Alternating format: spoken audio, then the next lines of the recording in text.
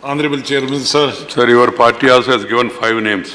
Just keep. At the outset, I would like to. At the outset, I would like to thank you. I am not putting control on LOP. His time is there, but he knows how the system works. I would like to thank you on my behalf and on behalf of the entire opposition that you accepted our request to have a discussion today. And I am also thankful to you for to be very generous with Mr. Chaudhary. Of course, he could have made better points. Sir, if you want to sympathize with the people of Andhra, unless you know the history of Andhra Pradesh, but I am lucky to be associated politically with Andhra Pradesh since 1977. It is now 41 years. When I became the General Secretary in charge for Southern India, particularly Andhra Pradesh as General Secretary Youth Congress. And in the capacity of a General Secretary of parent organization, I have been in charge 4 times of your state. So my association, I know that what was the position of Andhra Pradesh. I will not take more than 10 minutes because I want my friends and colleagues also to speak. In 1947, the coastal Andhra and Rajyasabha were part of the Madras Presidency as a province of British India, where Telangana was a separate state as Hyderabad. Rajyasabha and coastal Andhra followed the current system of India, while the Hyderabad state had its own financial, military, judicial, police, general administration, public works and revenue departments. That was the first stage of Andhra Pradesh. The second stage, when the first election, general election took place after independence in 1952, the coastal Andhra and Rajyasabha region had separate elections, while Hyderabad state had separate elections. So they were not together. So that was second stage. The third stage, what happened in 1952? P. Sri Ramalu, a veteran, went on indefinite strike for a separate Andhra state for the Telugus. And on 19th October 52, he went on hunger strike. And on 15th of December, he died in a fasting camp. So what followed after that, after his death and demand? The Pandit Jawaharlal Nehru inaugurated the new state of Andhra Pradesh of 11 districts, that is coastal Andhra and Rajyasabha, on 1st October 1953 with Kurnool as its capital. Andhra.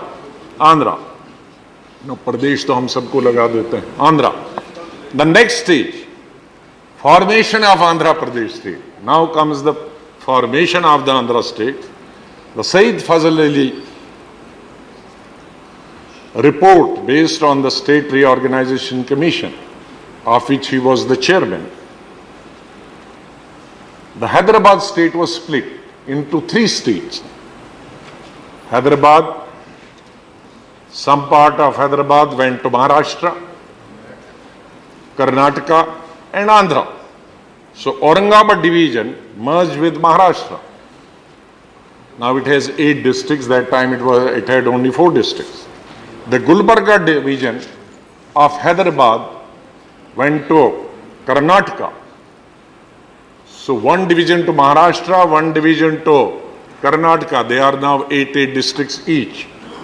The 3rd and 4th division, that is Gulshanabad, which is called now Medak, and the Nizamabad divisions, 2 divisions of Nizamabad went with Andhra state. So thus the state of Andhra Pradesh was born on October 1956 with coastal Andhra, coastal parts and Rajyasabha parts, and Telangana, the leftover Telangana, two divisions. So on 1st October 1956. Why did I said about the history? You can say how many times it has gone into metamorphosis. It has changed. Every time, sometimes they have been the part of presidency, Madras presidency. Sometimes they have been part of other regions. Sometimes they have become part of Telangana. And ultimately, I think the fourth time, the reorganization took place in 2014. So knowing the history of the people of Andhra region, Rajyasabha and coastal Andhra in particular, they deserve full sympathy. Not only sympathy from the parliament, not only sympathy from this present administration, but sympathy from the entire nation. That this whole organization has gone number of changes since 1947. They have not been allowed to, given time, allowed maximum time to resettle and make their own assets. Well, it necessitated so. There was a long demand. I don't deny that the demand was not just. The demand of Telangana was also just. But at the same time, the demand of the people of present Andhra Pradesh is as just as the demand of the people of Telangana was for a separate state. So having divided that state into two, into the present state of Telangana and Andhra, we have to see, we have to ensure that both the states progress, both the states develop. Well, Telangana have enough of resources, enough of assets, being the capital for being quite some time and even being the capital during Nizam's period. So it has some advantages. Which advantages the present Andhra Pradesh does not have? If the present Andhra Pradesh does not have the same advantages which the Telangana state has, it is for the government of India, to support this government. It is a newborn state. The newborn state requires the same nourishment, same feed as a newborn child requires. So this state requires a lot of financial assistance. Sir, the Reorganization Act was notified with appointed date of bifurcation on June 2nd, 2014. While bifurcating the state in 2014, the then Prime Minister, Dr. Manmohan Singh, promised to accord a special status to the successor state for a period of 5 years. I remember, my colleague is not here at the moment, the leader of the House, he was the leader of opposition. He wanted, and many leaders of the opposition party at that, from the present government, said no, 5 years is not enough. Make it 10 years. And when that was not agreed upon, the present government said that should we come into power, we'll extend this special status from 5 years to 10 years.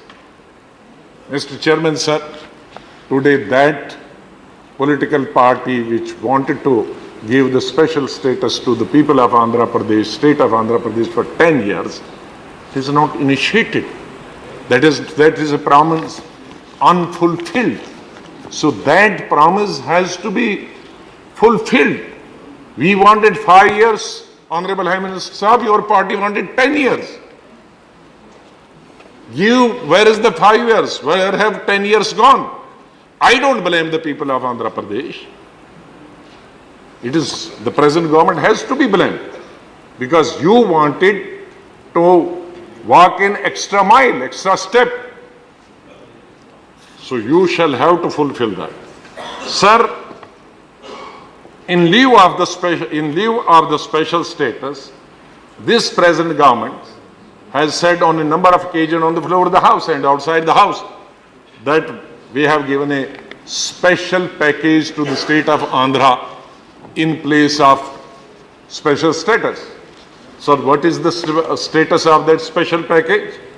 So the government of India had promised to give 16,447 crore, and as against 16,447 crore, only 400 crore has been disbursed. Disbursed. This is not even 2%. I don't know what does it make 2% or 3% or 5%. Now it is almost 5 years. It is 5 years. Now steel plant at Kadapa was promised. That has not been fulfilled. Visakhapatnam steel plant is not being allotted captive mines in the Kadapa region. For the development of the physical and social infrastructure of the 7 backward districts, the government of India has just sanctioned 150 crore. This is a peanut for the development of 7 backward districts, and districts of Andhra Pradesh, population-wise and otherwise, geographically are very, very big, huge. Development of Amravati capital, the state capital, just 1,500 crore. It was discussed that time that 10,000 crore minimum is the requirement to begin with, maybe more. So, 1,500 is totally inadequate. Sir, the government of India had promised to develop a major port at Dugi Raju, Patnam. There is no progress whatsoever. Railway station is special. Railway zone was to be established within 6 months. Now it is 4 years. No decision taken on that.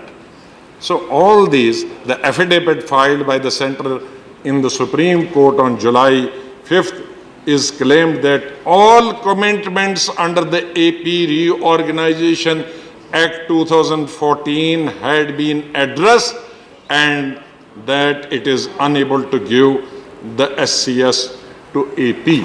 Sir, there will be a privilege against this government. I don't know why so far they have not raised a privilege. Where is this? I have said so many things. Nothing has been implemented.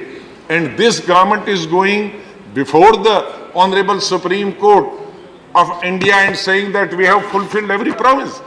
Sir, this is totally, I don't want to use very strong words, but you are deceiving the nation, you are deceiving the parliament decision, and you are deceiving, this government is deceiving the people of Andhra Pradesh. I take strong plea on behalf of the opposition that the promises made by the previous government and the promises made by the present government should be fulfilled forthwith. And I expect from the Honorable Minister to reply to all these questions. Thank you very much, sir. Thank you, Ghulam Nabi.